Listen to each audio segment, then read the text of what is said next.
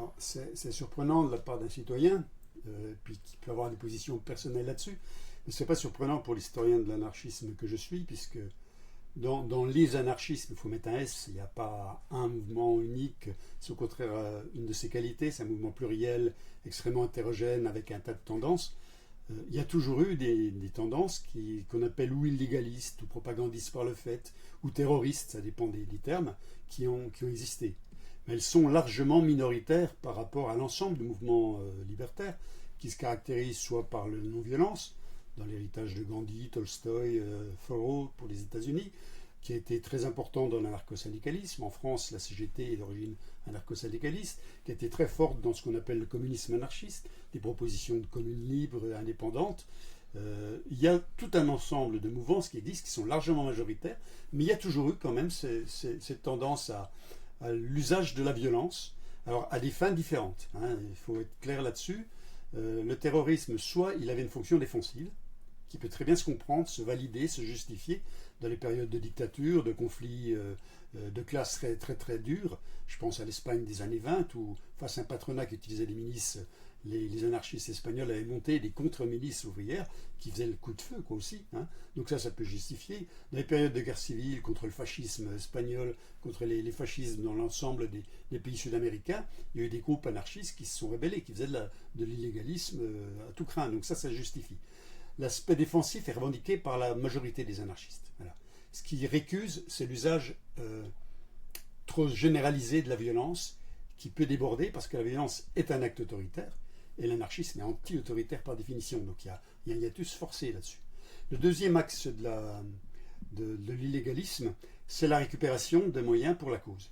On n'a pas de moyens, on ne peut pas éditer, on ne peut pas faire de journaux, il faut du fric.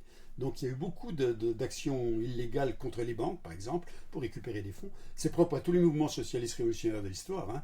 Staline, par exemple, dans une autre versant, était spécialiste de ces coups de force, pour le rappeler. Mais les anarchistes ont joué là-dessus. Donc ça, c'était plus ou moins admis par l'ensemble des mouvements, parce que ça leur apportait des moyens. La fausse monnaie également, des choses comme ça, quoi. Il y a une autre tendance de l'illégalisme, qui est celle liée au mouvement ouvrier, qui s'en prend à des patronats trop voraces, et donc ont mis en place des résistances ouvrières. On casse les machines, c'est le ludisme, on fait du sabotage, et donc on essaye de contrôler un peu cet autoritarisme patronal. Mais là, on n'est pas du tout là-dedans. Et non, là on n'est pas là-dedans. Là, il y a la dernière mouvance que j'appellerais l'illégalisme symbolique ou l'illégalisme psychologique. On essaye, par des actions d'éclat, de montrer que nul n'est à l'abri d'une mise en cause, fut-elle violente cette fois-ci, et donc on s'en prend soit aux édifices, donc aux édifices publics, soit dans des cas particuliers, on s'en prend à des individus qui ont été juges, et qui ont condamné des compagnons, qui ont été patrons et qui ont viré des gens. Donc on peut s'en prendre là à des voitures, on peut s'en prendre à des bâtiments, on peut s'en prendre à des biens personnels. Dans la majorité des cas, il faut reconnaître que là, c'est condamné par l'ensemble du mouvement. Parce que on ne s'en prend pas aux gens, on ne s'en prend pas aux biens propres. Si on promeut la liberté individuelle, on ne va pas utiliser des méthodes qui ressemblent à des méthodes de voyous contre les gens. Donc c'est condamné la plupart du temps. Mais en période de conflits sociaux, j'ai vu le site de l'actuel mouvement qui veut récupérer l'action de Besançon. On parle de guerre sociale. Ça peut se comprendre en période de conflit de classe, en période de calme comme aujourd'hui. C'est assez incompréhensible pour la très grande majorité de ceux qui s'intéressent à la mouvance libertaire. Ça veut dire qu'on est sur un groupuscule des gens à la marge du mouvement anarchiste? Alors, ça c'est très difficile. Pour savoir la pertinence des mouvements qui se réclament de l'illégalisme ou d'actions violentes de ce type, les confluences sont énormes entre ce qu'on appelle globalement l'ultra-gauche, les différents groupes, et puis les mouvances autonomes. Plus qu'anarchistes ou libertaires, c'est plutôt ces termes-là qui, depuis les années 70 du siècle passé jusqu'à aujourd'hui, ont été dominantes.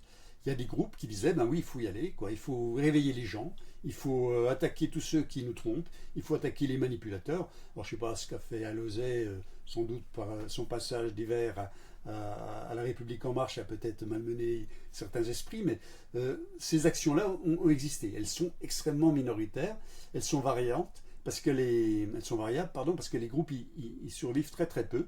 Donc il y a une régénération constante. On n'est pas dans la guerre civile des Brigades Rouges ou de la guerre sociale en Italie des années 70-80, mais il y a une persistance qu'on trouve dans la plupart des États encore aujourd'hui.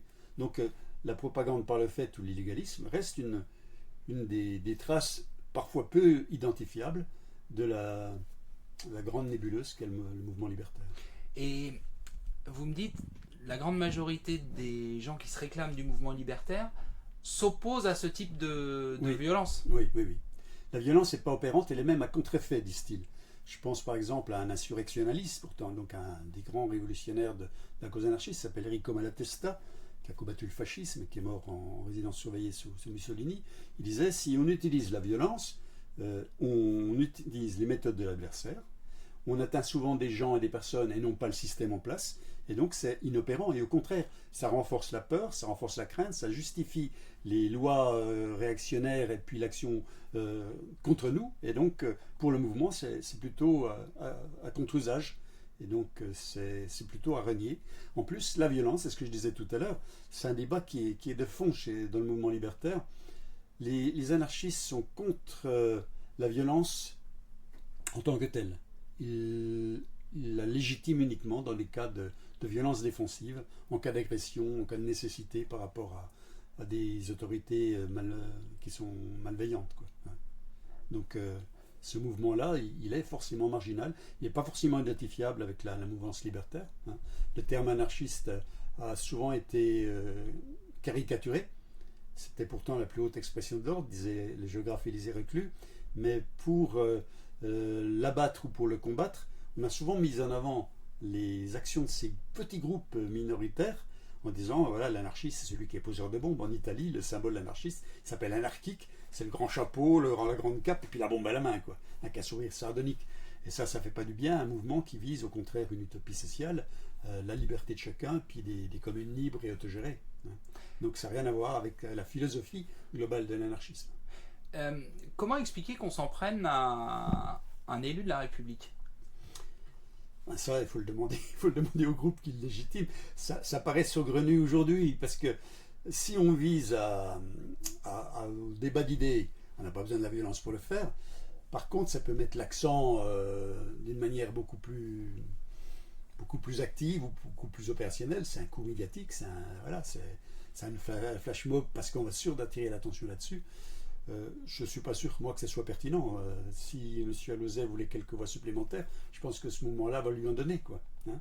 Et là, je ne sais pas. Ça peut être lié à des actions personnelles, à des antagonismes personnels, dans la localité de Besançon ou environ.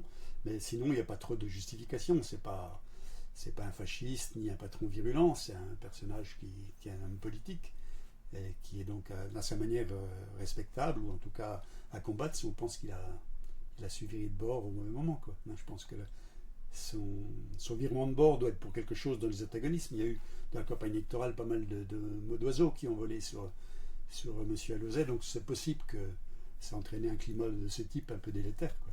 Sinon, j'ai pas moi de... Non mais on franchit un cap, on est Là, au-delà des noms d'oiseaux. Voilà, là on franchit un cap.